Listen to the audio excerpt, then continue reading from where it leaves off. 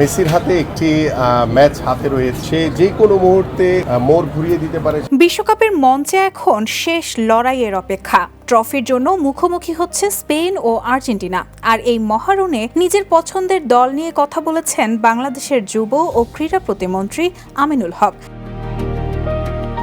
বিশ্বকাপ ফাইনালের আগে মেসির প্রশংসায় পঞ্চমুখ তিনি।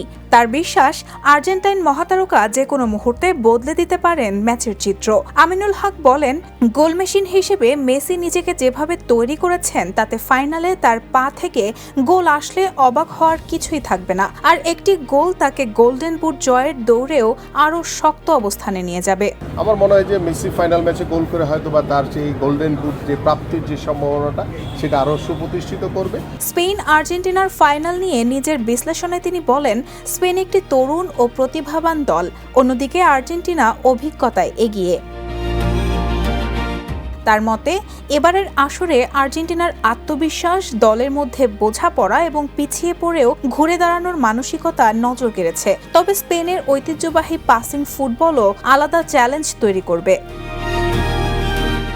বাংলাদেশের ফুটবল প্রেমীদের নিয়েও কথা বলেন তিনি। জানান, বিশ্বকাপ এলেই আর্জেন্টিনা ও ব্রাজিলকে ঘিরে বাংলাদেশের মানুষের যে উন্মাদনা তৈরি হয় সেটি ফুটবলের প্রতি এই দেশের ভালোবাসারই প্রকাশ। তবে স্পেন ও আর্জেন্টিনা দুই দলের শক্তিমত্তা বিবেচনায় ফাইনালের ফল অনুমান করা কঠিন বলেও মন্তব্য করেন যুব ও ক্রীড়া প্রতিমন্ত্রী আমিনুল হক।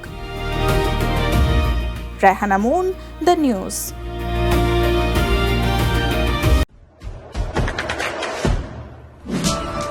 দেশে দেশে সবার সাথে দ্য নিউজ।